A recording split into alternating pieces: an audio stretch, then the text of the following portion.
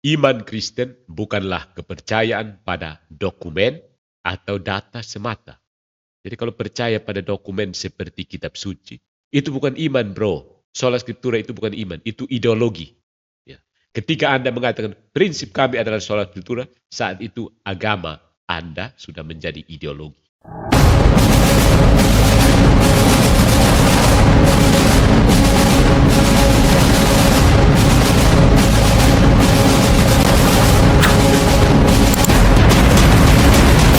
Salve fratres, welcome back to the jungle of Protestantism.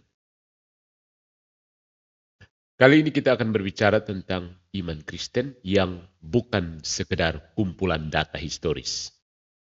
Kita menanggapi cherry picking dalam apologetika Protestan.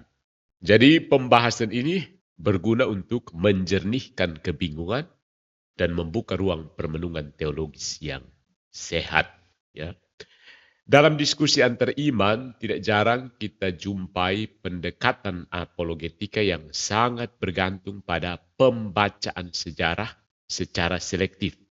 Atau apa yang sering disebut cherry picking. Cherry picking itu istilah bahasa Inggris yang artinya memetik buah cherry. Cherry itu sejenis buah yang tidak ada di timur sini. Jadi kau masuk ke situ, ya pilih-pilih yang sudah masak kau ambil. Yang masih mentah ya lepas dulu. Cherry picking. Pilih-pilih buah yang suka. Jadi salah satu contoh mencolok adalah pendekatan yang diambil oleh yang sering saya tanggap selama ini saudara Deki Gadas. Dan Albert Rumapung masih di bawah. Yang kerap merujuk pada potongan-potongan sejarah gereja purba untuk membenarkan Protestantisme sambil mengabaikan keseluruhan konteks iman dan tradisi gereja. Namun pertanyaannya adalah, apakah iman Kristen sungguh tergantung pada kumpulan data historis yang dipilih secara selektif? Jawabannya no, tidak, nein. Iman itu bersifat historis, tapi bukan historisis. Kekristenan adalah iman yang berakar dalam sejarah. Yesus dari Nazaret benar-benar hidup dalam ruang dan waktu, in spatio tempore, in illo tempore. Ya, dalam Injil selalu ada in illo tempore, pada suatu ketika. Itu pertanda historisitas Yesus dari Nazaret. Dia disalibkan di bawah pemerintahan Pontius Pilatus dan murid-muridnya bersaksi bahwa ia bangkit dari antara orang mati. Namun demikian, iman Kristen bukanlah produk dari investigasi arkeologis. No. Iman bukan hasil dari pengumpulan data. Ayo kita kumpul-kumpul. Tapi merupakan respon terhadap pewahyuan itu sendiri. Revelasi. Allah sendiri yang membuka diri, manusia menjawab. Itu baru namanya iman. Bukan kumpul-kumpul data. Ayo, data apa yang bagus ya?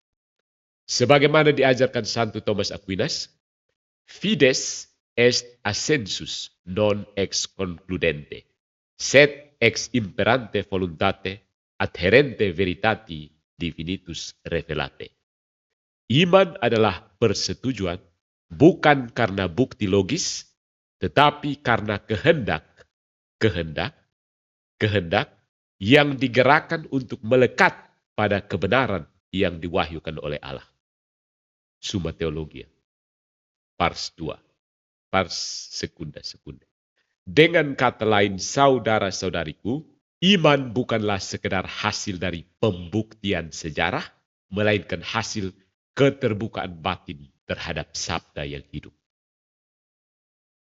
Nah, karena dari situ ada bahaya cherry picking dalam sejarah gereja.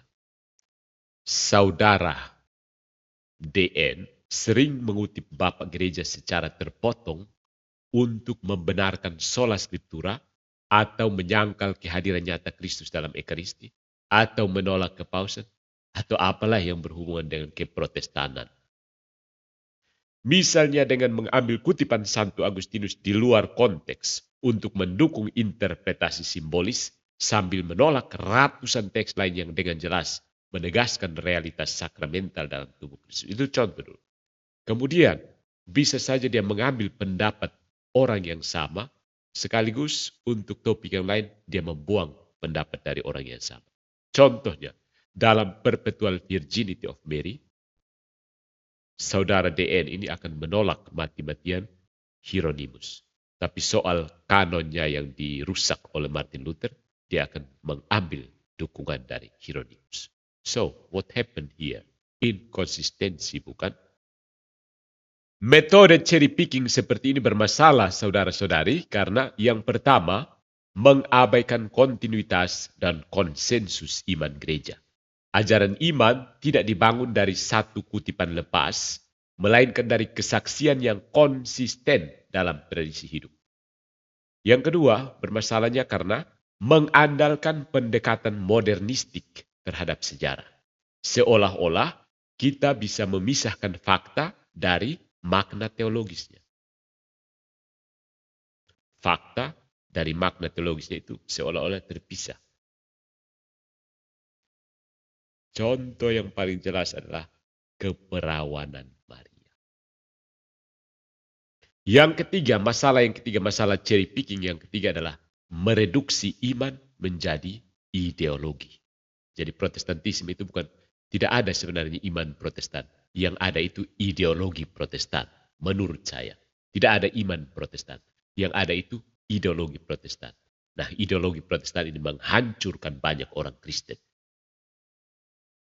Ya, ideologi Protestantisme membuat banyak orang Kristen tidak mengenal kebenaran secara utuh, tapi fragmentaris. Mereka memeluk satu ranting kering dari hutan yang sangat besar. Lalu mati-matian mengatakan bahwa kebenaran sudah dipeluknya dengan sebuah ranting kecil yang jatuh entah dari mana. Dia merasa sudah melihat hutan seluruh. Sorry bro. Jadi jika iman dibangun hanya dari data, maka iman bisa direkayasa siapapun sesuai kehendak. Dan itu memang fakta yang terjadi di dalam Protestantisme. So sad. Ya, jadi sejarah mendukung iman, tapi tidak menggantikan pewahyuan.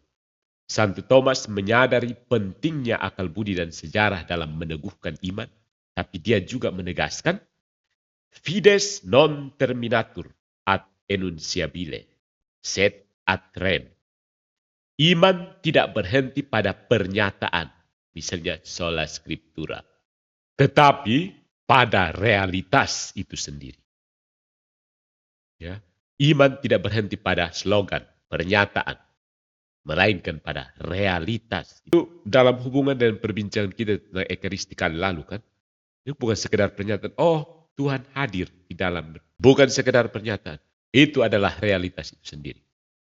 Itu Santo Thomas berargumen dalam karyanya De Veritate.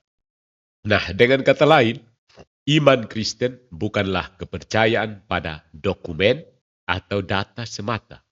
Jadi kalau percaya pada dokumen seperti kitab suci, itu bukan iman bro. Sola Scriptura itu bukan iman, itu ideologi. Ya. Ketika Anda mengatakan prinsip kami adalah sola Scriptura, saat itu agama Anda sudah menjadi ideologi. Karena iman bukan kepercayaan pada dokumen seperti sola Scriptura. Iman yang sejati, iman Kristen adalah kepercayaan pada Kristus yang hidup dan hadir dalam gerejanya. Kristus tidak hidup dan hadir melalui aksara mati berupa terjemahan LAI yang rumpu rampe itu. Masukkan semua bias bidat ke dalam. Pikir Kristus hidup dalam terjemahan LAI? Buang. Ya, tapi ya mendingan simpan saja daripada kita bayar lagi untuk produksi lagi kan, iya kan? Sudahlah, yang penting kita baca dan tahu bahwa ini bias Protestan. Itu saja. Sekedar tentang LAI, di situ ada juga ahli dari Katolik, tapi itu kan lembaga Protestan sehingga keputusan terakhir di tangan Protestan. Jadi Katolik di situ hanya untuk ya kerjasama. Katolik itu kan toleran. Pikir Katolik sudah toleran dan Protestan. Jadi, gereja Katolik dan kesaksian hidup. Ya, itu saja. Gereja Katolik, Alkitab kalau di luar gereja Katolik selesai. Baca dan jadi. Apa lu percaya apa saja dari Alkitab selesai. Tidak ada yang mengontrol kan. Dan itu fakta yang terjadi di Protestan. Sola Scriptura dan akhirnya membelah diri sambil membela diri. Gereja tidak hanya menyimpan sejarah, tidak hanya, tetapi menghidupi dan meneruskan misteri Kristus melalui sakramen, liturgi, dan kehidupan para kudus. Inilah yang disebut tradisi suci yang tidak bisa direduksi menjadi data sejarah belaka. Disinilah Protestantisme kehilangan akar. Protestantisme memutus diri dari tradisi yang memberi konteks dan makna bagi kitab suci itu sendiri. So, mereka seperti pelaut kehilangan kompas, tersesat, tidak tahu arah. Sorry ya. Nah, saudara-saudariku, iman memerlukan kejujuran intelektual. Jika kita benar-benar ingin mengenal iman Kristen, kita harus bersedia bersikap rendah hati dan terbuka kepada keseluruhan pewahyuan. Bukan hanya bagian-bagian yang sesuai dengan preferensi pribadi. Saudara DN dan siapapun yang mengandalkan metode cherry picking harus bertanya pada dirinya sendiri. Apakah saya mencari kebenaran atau sekedar pembenaran? At the end, my brothers, iman Katolik bukanlah hasil dari investigasi sejarah yang terfragmentasi, tetapi tanggapan total manusia terhadap Allah yang mewahyukan dirinya dalam sejarah dan tetap hidup dalam gerejanya. Maka, mari kita kembali bukan hanya kepada apa yang dikatakan oleh sejarah, tetapi kepada siapa yang menjadi pusatnya. Yesus Kristus yang hidup, wafat, bangkit, dan hadir secara nyata di dalam Ekaristi. Jadi kalau di komunitas kamu tidak ada Ekaristi, itu sudah pasti sesat. Tidak ada Tuhan di situ. Sudah saya uraikan panjang lebar kan, silahkan berikan refutasi. Tidak ada Tuhan di Protestan.